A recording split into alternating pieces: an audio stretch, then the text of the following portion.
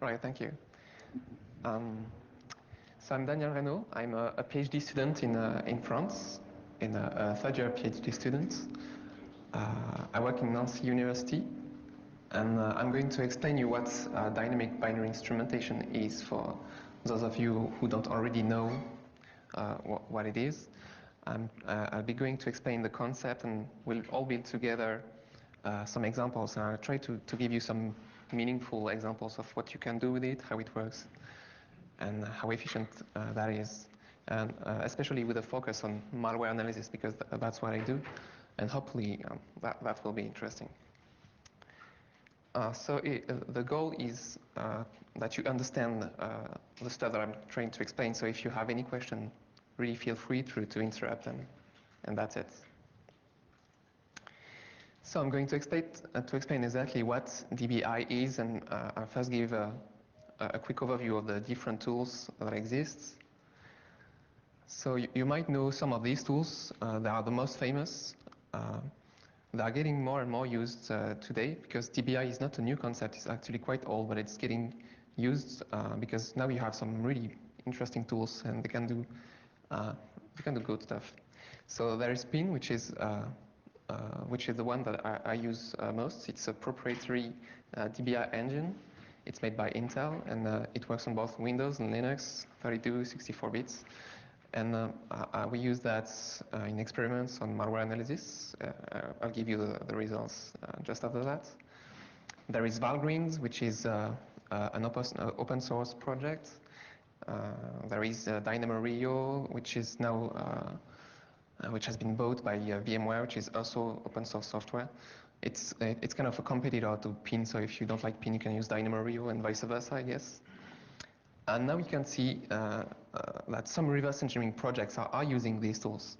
It's interesting because none of these tools has been made specifically for reverse engineering, as I guess we understand it. It's been used mainly for general purpose software engineering, doing such like profiling and finding memory leaks and this kind of stuff. Whereas us folks doing security are more focused on malware analysis, vuln research, and this kind of stuff. So they have not been made for that. And sometimes you can feel it. But I try to show that even though they've not been made for that, out of the box they work quite well for what we can do. Some of the known projects that use them are Microsoft tool, Sage, who they do fuzzing, what they call white box fuzzing, automatic white box fuzzing using their own DBI engine. There is an equivalent project, FuzzGrind, by Sogeti, who uses Valgrind as a DBI engine. So they do vuln research with that. They develop, well, it's clever fuzzing. Let's call it that way. There are people doing exploit development with that. For example, Sean Helen uses PIN. It's good stuff too. And some people also do unpacking. I'll give an example of unpacking, how it works. So you can use some of these tools to do interesting stuff. So I'll try to define now informally what DBI is. I really thought a long moment about that. It's not really simple to get a good understanding of what DBI is, but so I'll try to give my understanding and how to characterize what DBI is. So first of all, it's a program transformation. It works by rewriting the programs. That's a really fundamental feature. I'll give examples of that later on. And the second point is that this transformation, the purpose of this transformation is to give you full control over the program. So you take an unknown binary, you rewrite that, and once it's rewritten, you can execute it, and you have full control over what's going to be executed. This is really important. I'll also give examples about that. And additionally, I added that you don't need architectural support. This is interesting for me because, for instance, you don't have to know how you don't need any privileges. I mean, the interpreter of the CPU doesn't need to know that you're doing DBI. You don't ask the permission to anybody. You just rewrite stuff and execute it. So you don't depend on any architecture. You don't depend on privileges. You don't depend on hardware features. You actually depend on nothing. And this is a good option for me. So let's compare that with some of the other reversing tools.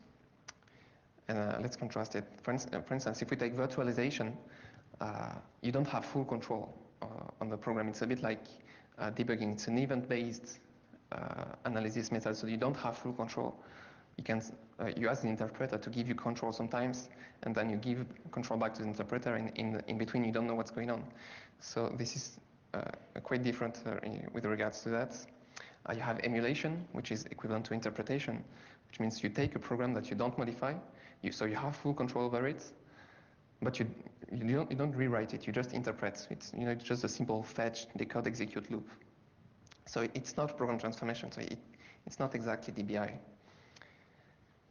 As I said, debugging requires architectural support, so it's also different. I think we can compare it with virtualization in this regard. And finally, there is dynamic binary translation with stuff like QEMU, for instance.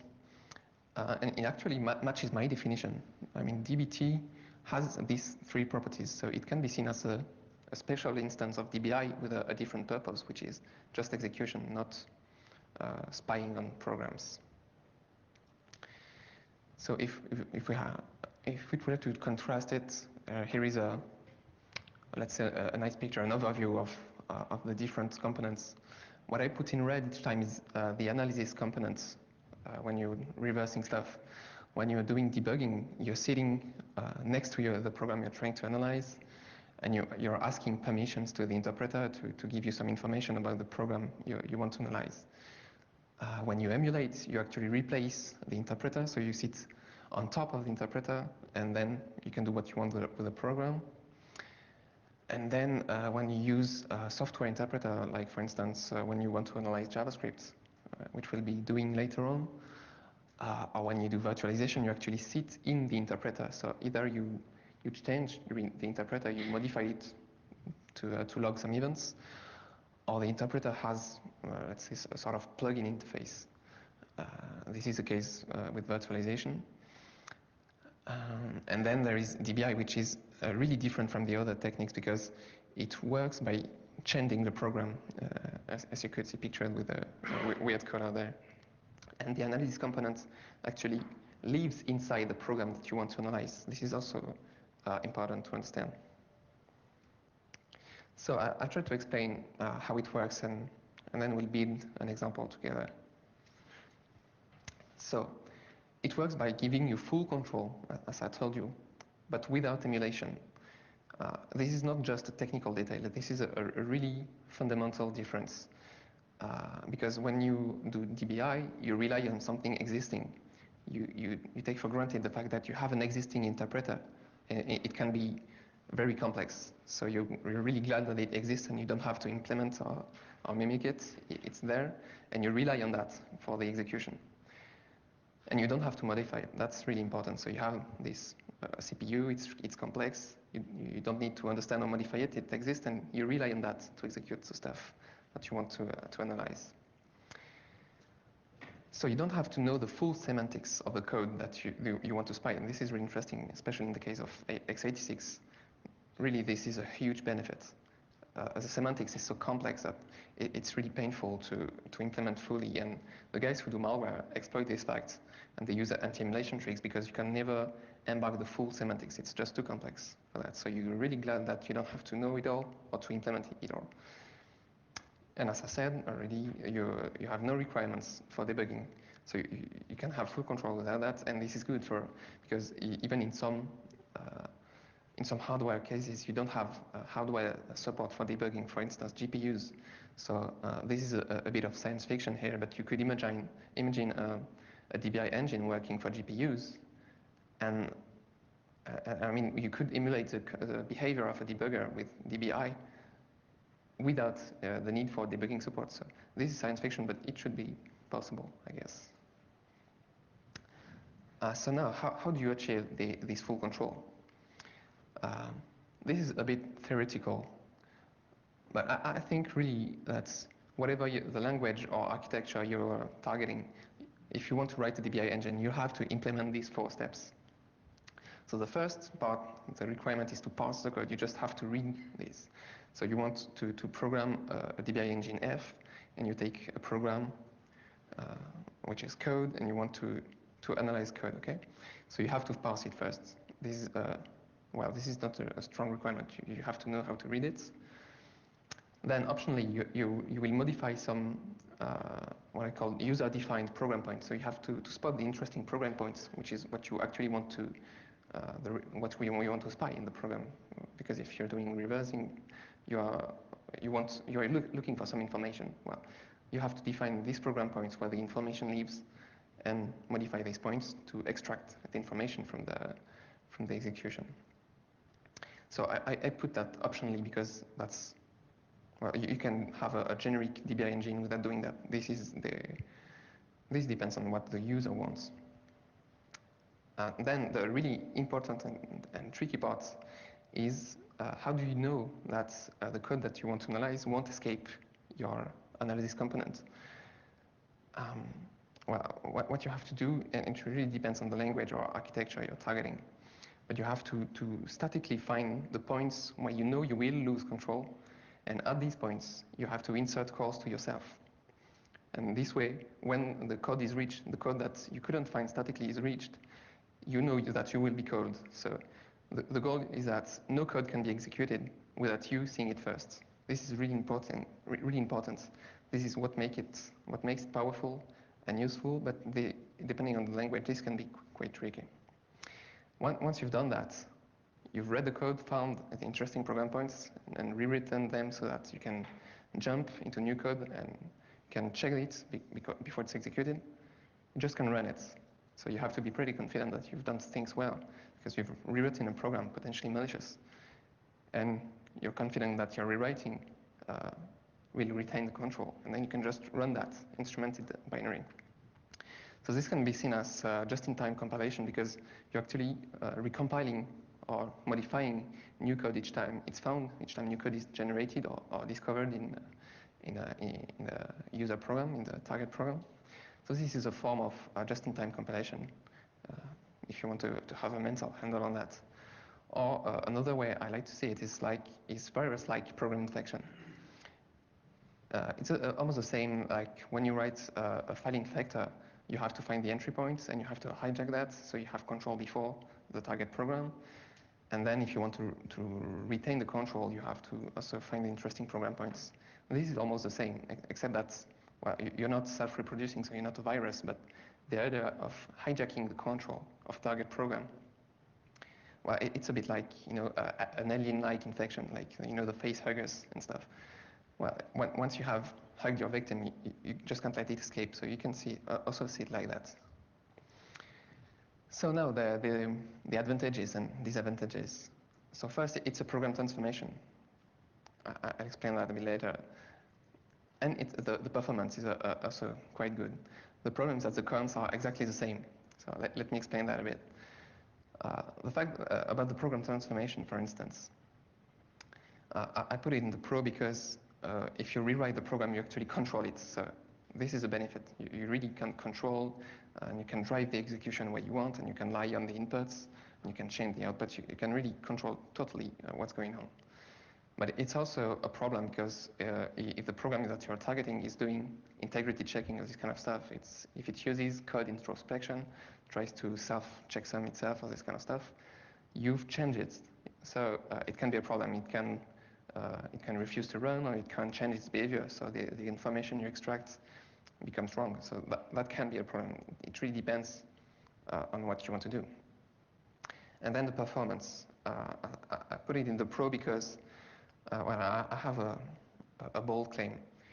This is fine-grained analysis, and I think that DBI is the fastest method for fine-grained analysis. Or if you want to do instruction-level analysis, I mean, DBI is really the way to go. It's the fastest. It's a lot faster than single stepping, like debugging, or it's a lot faster than emulation.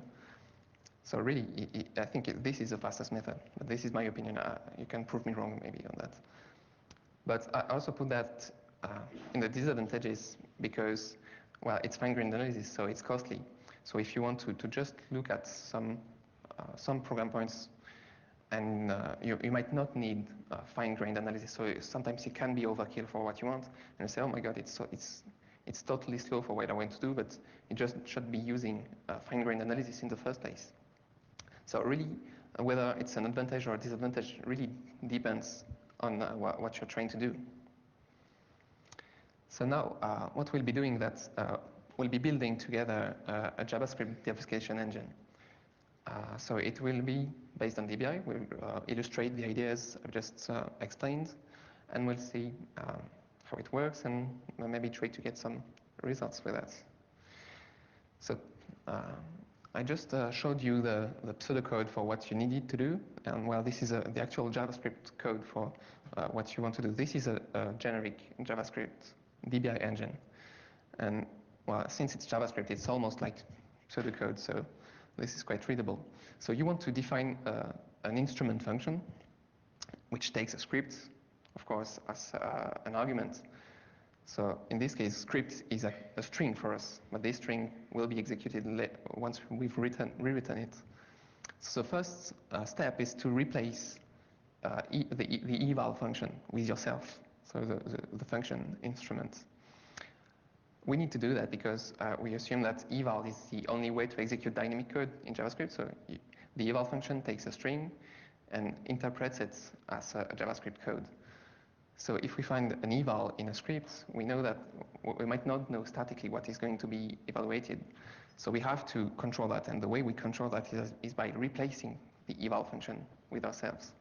So we have a way to analyze the code and instrument the code, dynamic code that was going to be executed.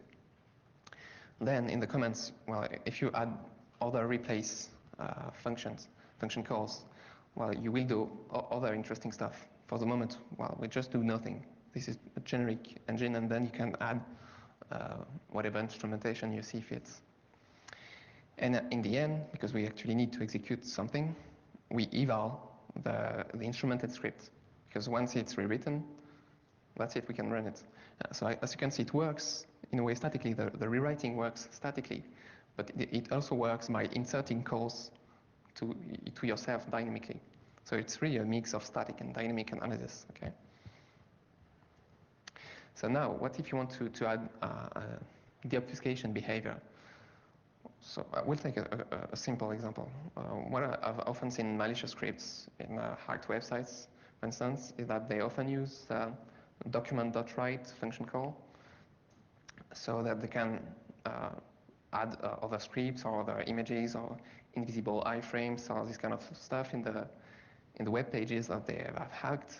So what we might want to see is, first we want to prevent these document.writes from happening, and we want to see them. So if we take an obfuscated script, and this script is actually writing stuff, malicious stuff in my web page, I want to see it. I want to log the writes instead of executing them. So the way we do that is by adding another replace. So we find the document.writes, and we replace them with a log function. So the document.writes are no longer executed, and instead I see them as the analysts. And again, I'd like to stress the fact that, okay, statically this is nonsense, because you're going to say, okay, if it's in an eval, you won't see it. And the point is, well, we have replaced eval. Eval is now us, so no code can be executed that has no document.writes replaced. So this is the point. So I'll be doing a quick demo now.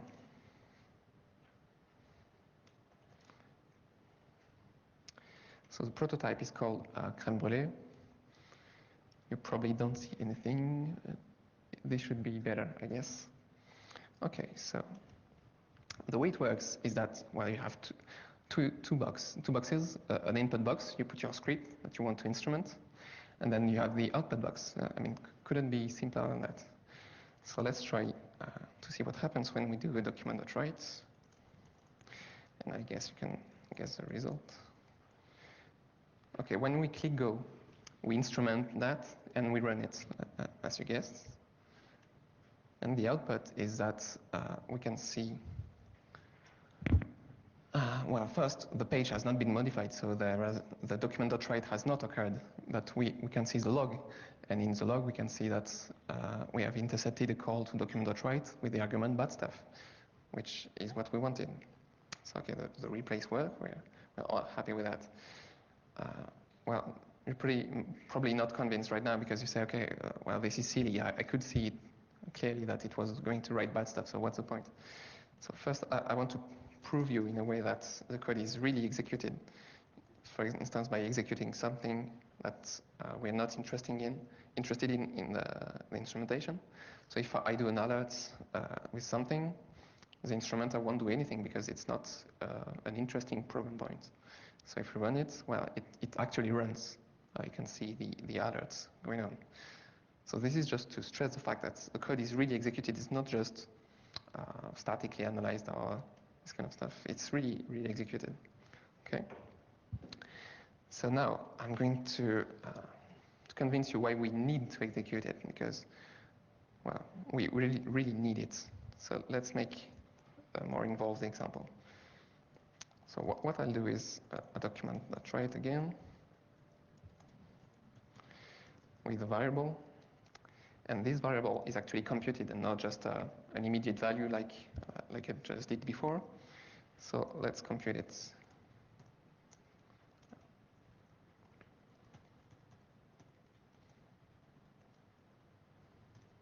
Okay, you get the idea. I'm doing random stuff here just to show that the computation of the variable s here can be arbitrarily complex. You can do it really, you can make it as complex as you want. Okay, it can be crypto, for instance. So statically, you can potentially say absolutely nothing about s. So you have to execute it to see what's going on. So now if we instrument that, well, we see in the log that we intercepted the document.write, and we see in clear the argument, of course, of the document.write. So this is the whole point. You have to execute that stuff to see it. So you can also see it as a form of lazy evaluation, like saying statically, okay, I see a document.write, but I have no idea what it's going to write. So let's replace it with a log function and execute that. And when it was going to be executed, we'll see what was the actual argument anyway. So this is a way to bypass obfuscation. Well, I hope everyone's following me right now because we're jumping into more advanced stuff. So for instance, now we are going to do dive into dynamic code. What's happening if we do this dynamically? For instance, I take the same example, same script. I just put the document.write in an eval call. So the document.write becomes a string, and this string I ask it to be executed dynamically. So let's see what happens. Okay, we can see an additional line that wasn't here before. So again, we see the log document.write and the argument of document.write, so this is fine. And just before, the instrumenter warns you that there has been dynamic code. So statically, he sees a call to an eval function. And he says, okay, this is going to be dynamic. I don't know what's going to be executed, so it inserts itself right there. And when it's executed, again, it logs the results. And as you guessed, you can embed as many evals as you want. You can put 5 layers or X layers of dynamic code, and each time the instrumenter will jump right into it, and in the end, when stuff is executed, you'll see it.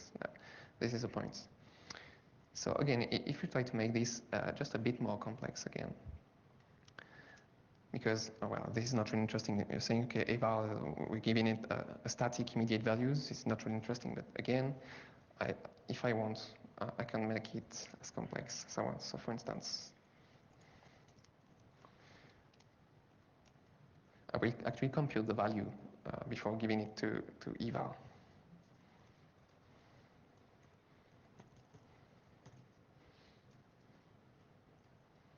Okay, so I have 2 additional variables, and now what I'm going to do is this. Okay, so this is just an example to see that eval can take, of course, variables, not just strings. I mean, it's a string, but it's computed. And again, the way it's computed can be made as complex as you want. So if the code that is going to be computed is encrypted or compressed, all this kind of stuff, again, statically, potentially you can say nothing about it. But here, if we execute that, well, again, you can see the dynamic code, and now you can see it in clear because you can see the computed value of the dynamic code, the argument of eval, and then the instrumenter jumps right in, And you can see the document.write happening in clear with the argument, so that's the point. And of course, you can make this as obfuscated and as complex as you want. You will still see the result in the end. Let's take an additional example, just to illustrate the full control. Well, I told you earlier that you have full control over what's going to be executed. So let's check that. What I mean by full control is that, for instance, you can lie on its inputs. For instance, if it's trained to take some inputs from its environment, well, you can intercept that, and you can lie and put the value that you want instead of the real value, and this can be interesting sometimes. So for instance, if you have a script that tries to read navigator.userAgent, well, it's executed because we don't instrument alerts, and you can see the actual value of my user agent. And sometimes this is bad because some malicious scripts try to do that just to check that they're in a real browser and not in an analysis environment.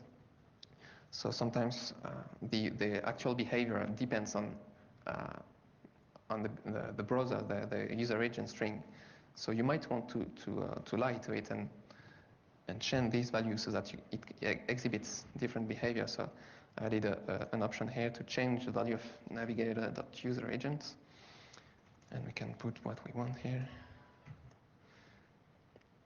And if we execute again, well, I can see that the value that's read by the program is actually my own value. So again, the point is that I did not actually change the navigator.userAgent string. It's still there in the environment, and it still has the original value. But the thing is that I control the script.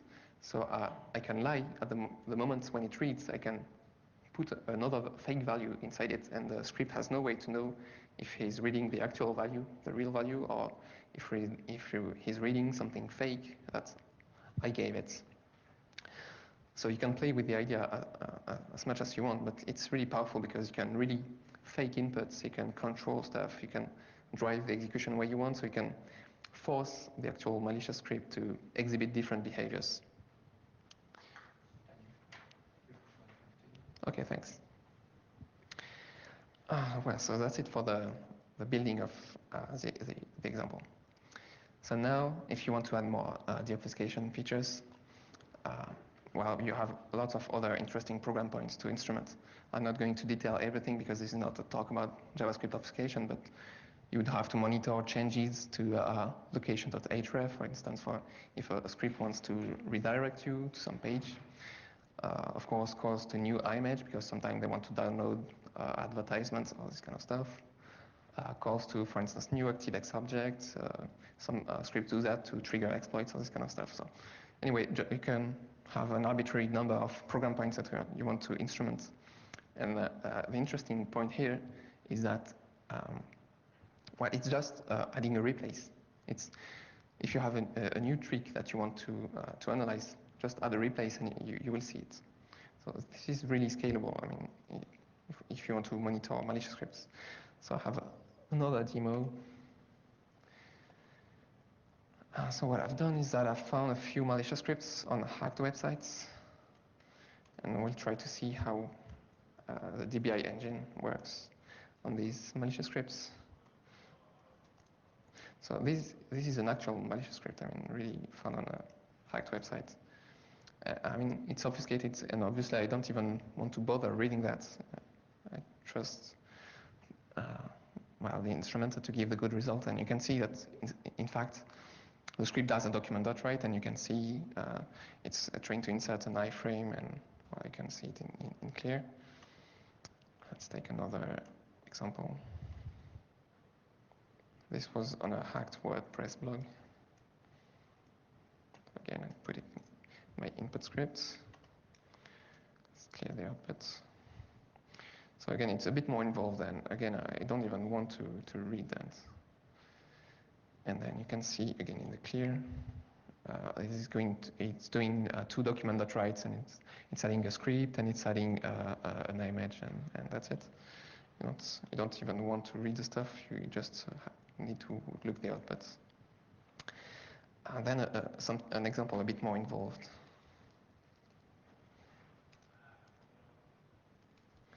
This one's getting big. And again, I really don't want to read that, but you can just see what it's doing. And this one is interesting because it adds a script, again a document.write, and it adds a script. So what we can do is again take this new obfuscated script here and unpack in a way this second layer. And this is it. Now you can see in clear that it's adding another invisible iframe. So that's 4 clicks away.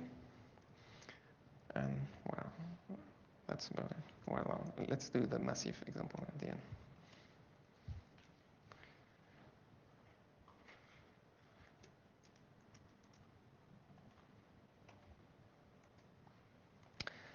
So that's it. This one you have a big output because you can see that there are several layers of dynamic code that are executed. Again, you don't care because the way you instrument is that recursively you jump into dynamic code, so you can jump successively in the different layers of dynamic code. And in the end, you see that you have a document that create element and stuff. So you see it in clear. This is just to illustrate the fact that you don't care about the number of evals that are called. Each time you just jump right in. So that's it. You get to the point where the malicious payload is being executed. Well, that's it. Of course, this is not a full-blown deobfuscator. You'd have to do other stuff. I won't detail that. Especially you'd have, of course, to manage code introspection, as I told you. You'd have, because sometimes the scripts try to check if they have been modified and this kind of stuff. So this is not fully operational, but well, it works okay on real life malicious scripts. So that's not too bad. So now a quick demo on X86 Unpacking. So now for this demo, I'm using Pin, so we're no longer playing with a JavaScript DB engine. I'm using Pin, which does X86 instrumentation on Windows and Linux. So this is my backend for instrumentation. I use it to record execution traces, and especially execution traces of packed programs. So the question is, what happens when you extract a run trace? So with Pin, my DB engine, and you import that trace in a disassembler. And I'll show you the results right there, because just a quick reminder for those of you who are not familiar with Packers. Packer is a program that takes another program, transforms it into data, encrypted, compressed, whatever, and then you can only see the green envelope. You don't see the packed program, and this is, of course, the gray program that's interesting. So if you put that in a disassembler, such as IDA, well, you just see the envelope, and that's not interesting. This is not what you want. So what I propose is this. You run the packed program with a DB engine, you extract a trace, which should actually be both green and gray, but anyway. And then if you have a way to import that trace in a disassembler, well, we'll see what you get right now.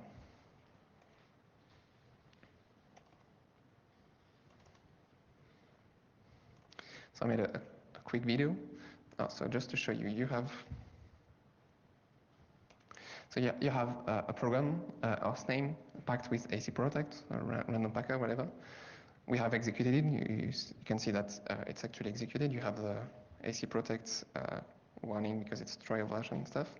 And then what we want to do is we want to trace it. So we jump into my tools called Data Tools, and then we run it with some command line arguments. And the goal of doing that, so in the backend, it's called spin on the program. So you actually execute it, and at the same time you execute it, you dump a trace, a full execution trace of every instruction that's going to be executed. And you can see that a trace file has popped up, and it's being filled by pin. So I'm jumping right now because it takes some time. It takes about 30 seconds to execute. That's it. You can see that it actually executed. You have the warning about the trail stuff. And then if we execute head on the trace, you can see that it's an actual trace file, so that's why it's a bit slow. And you can see that, well, you have lots of hex stuff. But basically, it's a hex dump of every instruction that was executed. And then if we import that in IDA now. So now we're in IDA. We open the packed program. So as I told you, we only see the green envelope which is basically nothing because there are a few push threads, and IDA doesn't follow that by default. So we see only 3 functions and basically almost no code. And then we run a Python script, and this Python script takes a trace, and its job is to import the trace inside IDA. So again, it takes some time. So in real life, this would be the moment to go grab a coffee. So since it's a video, I'm jumping at the interesting parts. So check up there in the memory representation area of IDA, you can see that stuff has happened right there. I'm going to play that again because I love it. So you can see in the gray bar up there, basically no code, nothing. Gray means unknown to IDA. And now you can see that code is popping in, and this is all the actual code that was executed that has popped in. So now IDA has found all the functions that have been executed, and now we have the actual code that was executed by the packer. If it's green, it was executed, and if it's white, it was not executed. So this is just a random browsing inside the trace. So in this case, we use IDA to visualize the trace. And of course, what's interesting in the trace is that you have all the information that was contained in the program, including, of course, the packed program. So in orange, we can see dynamic code that was executed by the packer. And in the comments, you can see the number of the layer, or what we call a wave. And IC Protect is interesting because it has lots of waves. So what you want to do is unpacking, you can just ignore waves 1, 2, 3, 4, 5, and just jump at the end, because this is where the code was unpacked, and you have the actual code that you want to see. Well, that's it for the demo. I think you guess what it does. It's really simple. I just wanted to illustrate that it's really simple and effective. So this is really lazy unpacking. Unpacking for lazy guys. Let's say it's just execute trace, import the trace, and you have everything in clear. So just a quick note, PIN, as I told you, has not been made for that. It's not been made for malware analysis. And I wanted to answer the question, okay, how well does it work on malware? And the answer is not too bad, actually. We tried it on 16 packers. It works out of the box on 14 of these 16 packers, so this is not too bad. And then we've run it on a few malware samples that we've taken from a honeypot, actually 100,000 samples. Taken from different honeypots, and overall it works in 80% of the cases. We have a pretty consistent number there. So, for something that has not been made for malware analysis, it works quite well, and it's pretty effective. So if you're interested in the results, you can go check out my blog. I posted some of the results there. So that's it. I'm jumping to the conclusion. So I hope I've convinced you that instrumentation, DBI, is a high-level, elegant technique. You see, the idea is simple. The concept is pretty simple, but it's something elegant, and you can ensure that you do good stuff if you're interested in that. But what's cool is that it's high-level, so it means that it saves time. You don't have to write hundreds and hundreds of lines of code. But it solves low-level problems, which are usually quite involved. So this is really interesting. As I told you, this is a mix of static and dynamic analysis, which is good because you have the advantages of both. And it also works on any language. This is why I tried to show side-by-side X86 and JavaScript, which are two totally different stuff, but by using the same ideas, well, you can perform interesting stuff on that.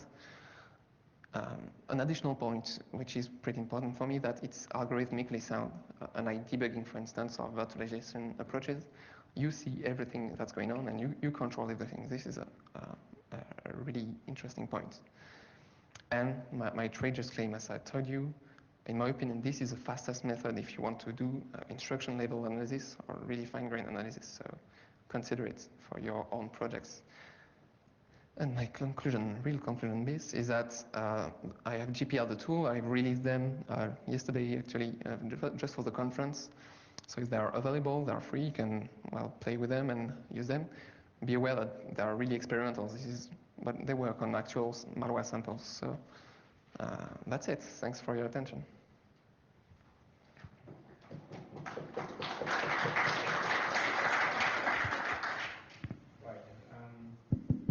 Right, so we have the lunch break now, but we start a little later, so we'd like to take some more of your questions.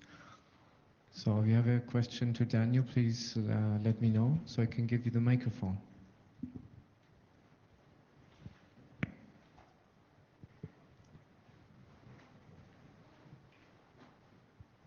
Have you tried debugging or instrumenting heavily threading code? Because usually in these obfuscation examples, one of the threads is responsible for looking at the text segment that the modifications are still in place, and you are modifying code, so I could think it should be hard to circumvent this, or is this the 20% you can't debug? Well, so the question was about multi-threading. Well, for the moment, we don't handle multi-threading. This is a quick answer. And this is a concern, of course. So yeah, we should do that if we want a full-blown production-ready stuff. Of course, we have to manage multi-threading. I just tried to implement the simple multi-threading model and found out that it worked quite well. So I did not manage all the complexity of the multi-threading, but yeah, of course, this is something that you would have to manage if you want a production-ready product about that. Well, about the 20% that don't work, it might be it might be that it uses multi-threading or this kind of really sophisticated integrity checking. But in my experience, I tried to run some of them manually, and most of the time it's just that the binaries are actually broken, or they just don't execute at all. So it's not, I don't know how prevalent multi-threading and such advanced integrity checking, really, I don't know how many malware samples are there. Yeah.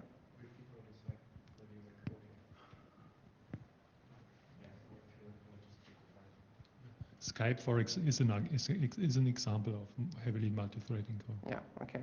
So Skype is an example of self-modifying code, and I actually tried to instrument Skype, so this is funny.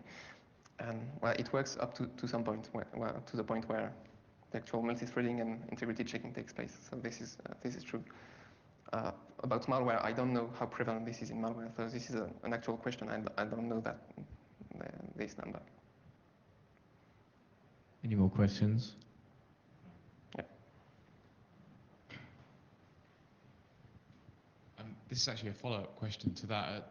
If you were to try to make it capable of investigating multi-threaded code, do you think it would be a real large hurdle to overcome, or do you think it would just be not so difficult, just a little bit more work? And do you have any estimate there?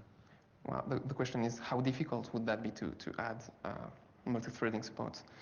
Now, the good news is that PIN already manages actually multi-threading, and this is good because PIN is my backend for X86 analysis. So my backend does this, and I just need to model that in the traces that I export. So I expect it would not be too much work. It's just that in the trace for the moment, it's a really dump trace, just dump stuff and expect that it's in sequential order and this kind of stuff. For multi-threading, you could imagine dumping one trace for each thread, for instance. So I don't expect that to be a big overhead. You just have to model it. I mean, it should be quite simple, yeah, I guess.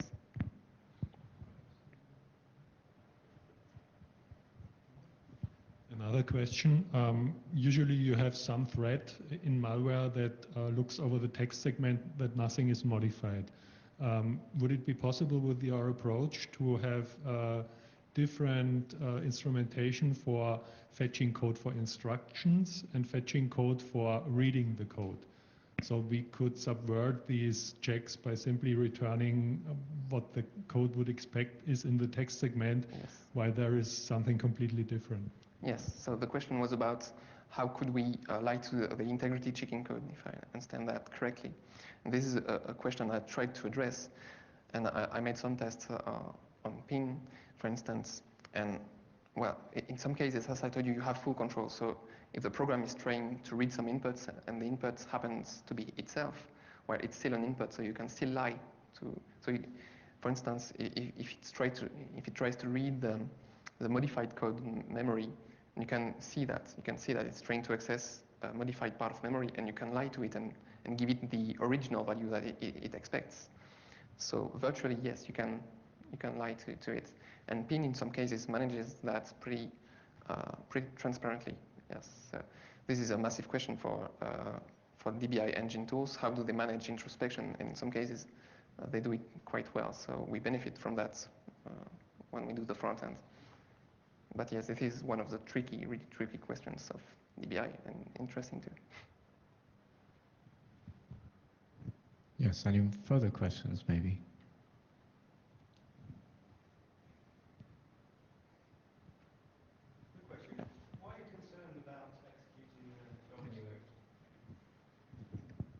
Why are you concerned about executing the malicious JavaScript in your instrumentation system? Okay, so the question is about what is the risk of executing malicious JavaScript in my instrumentation code? Well, the risk is that if it's really malicious and it does stuff that my instrumentation didn't manage, it might escape, and in some cases it might try to exploit something. So you just have to be aware that it's malicious. So by definition, it is tricky. So if it uses some tricks that we didn't think of, it might escape and it might do bad stuff. So this is just a reminder that this is not totally safe. If it was purely static analysis, I mean, you can just input it, and that would be totally safe. You would face absolutely no risk. Well, if it's malicious, you don't always know what it's going to do. So as you could see, I was running the examples in the Chrome browser, and if I'm trying to run a malicious script that happen to exploit something in the Chrome browser, well, I'm going to be exploited. So you just have to know that. It might not be a serious risk, but just know that you're actually executing stuff. So this is just a risk that you have to know about.